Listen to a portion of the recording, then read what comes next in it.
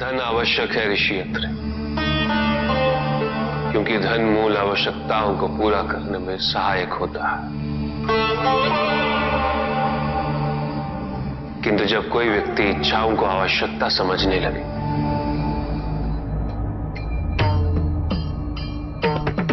तो धन कितना ही क्यों ना पर्याप्त नहीं होता, क्योंकि इच्छाएं अंतहीन है। इसलिए मनुष्य कभी ना समाप्त होने वाली इच्छाओं की पूर्ति हेतु धन संचय को ही अपने जीवन का लक्ष्य समझ लेता है।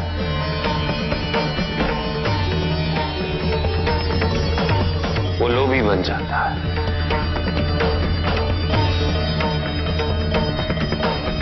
वो भूल जाता है कि उसके जीवन का मुख्य लक्ष्य ईश्वर के समीप आना है।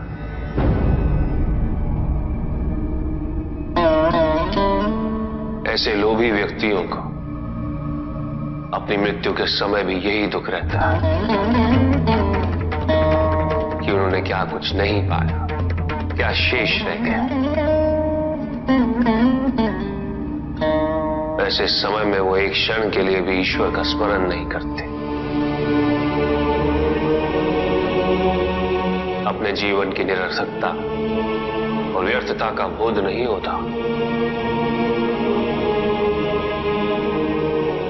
मिलना चाहिए। धन चाहे कितना भी हो ऋषियत्र, मूल आवश्यकताएं तो केवल उतनी ही। तन ढकने के लिए वस्त्र, पेट भरने के लिए आहार और शरण के लिए भवन। इन आवश्यकताओं के पूर्ण होने के पश्चात जो भी है वो इच्छा है। धनी व्यक्ति के पास जो भी अतिरिक्त धन होता है वो उसे दान करना चाहिए, उनके उद्धार के लिए जो अपनी मूल आवश्यकताओं को पूरा नहीं कर सकते।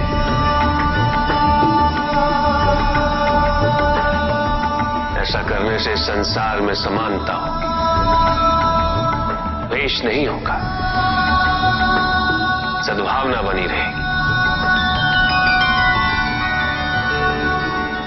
किंतु कुछ व्यक्ति इस तथ्य को समझ ही नहीं पाते। उन्हें अपने एकत्रित किए हुए धन से इतना मोह हो जाता है कि वो उसका एक अंश भी किसी और को नहीं देना चाहते।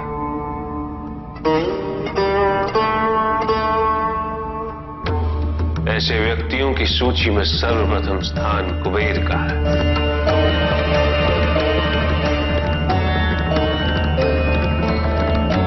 इस संसार में सबसे अधिक धन उन्हीं के। शक्तिशाली बनना अत्यंत कठिन है, किंतु उससे भी कठिन होता है शक्तिशाली बने रहना। और इसके लिए आवश्यक है कि हम शक्तियों से प्राप्त हुए उत्तरदायित्व का सम्मान करें।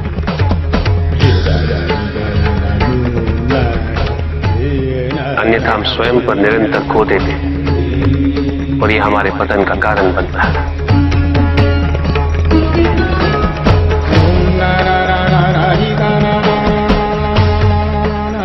युद्ध में की गई भूल और उपलब्धियों से कुछ न कुछ सीखना आवश्यक है कार्तिक।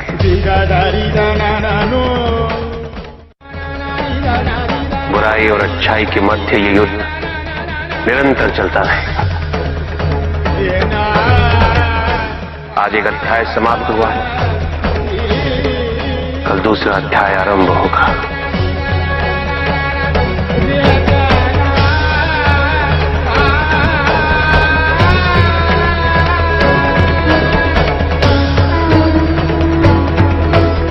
जब तक इस समस्त संसार में बुराई है तो अच्छाई भी होगी, किंतु अच्छाई और बुराई के युद्ध में जीत सदैव अच्छाई की ही होगी। आध्यात्मिक कार्य के लिए शरीर को, सीमाओं को और अहम को तोड़ना और उसे पार करना तो मेरा अपराध क्या है प्रभु? तुम्हारा अपराध था एक त्रिदेव को दूसरे से बड़ा समझना, उनमें भेद करना, उनमें तुलना करना।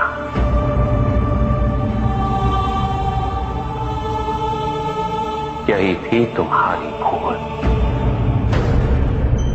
तुम ये समझने में असफल रहे कि त्रिदेव तो एक है, समकक्ष है, कोई भी किसी से बड़ा नहीं और कोई किसी से छोटा नहीं, कोई भी किसी से अधिक महत्वपूर्ण नहीं और कोई भी किसी से कम महत्वपूर्ण भी नहीं। तुमने जो कुछ भी किया वो भक्ति नहीं थी निकस, भक्ति के नाम पर किया जाने वाला अहंकार था वो कि तुम्हारे आराध्य सबसे महत्वपूर्ण है। कैसे भक्त हो तुम में जो ये भूल गए कि तुम्हारे आराध्य के भी आराध्य नारायण।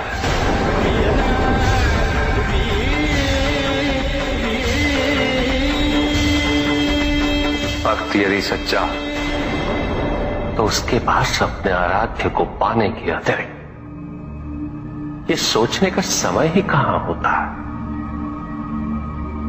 कि उसके आराध्य से महत्वपूर्ण भी कोई है या नहीं। वो तो प्रतिपल अपना ध्यान केवल अपने आराध्य पर ही स्थिर रखता है और जब ऐसा होता है निकस तो ना तुलना होती है, ना प्रतिस्पर्धा होती है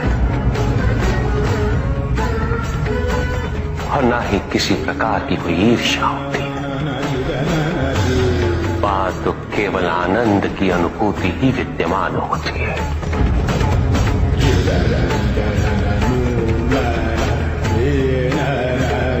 यदि तुम ये सोचते हो कि यह समस्त संसार केवल मुझसे है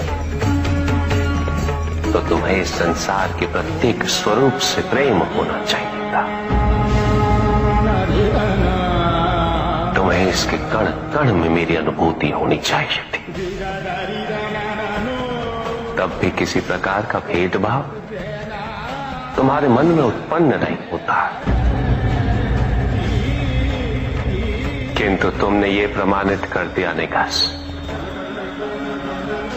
कि अपने आराध्य के प्रति तुम्हारी भक्ति वो भी अधूरी थी,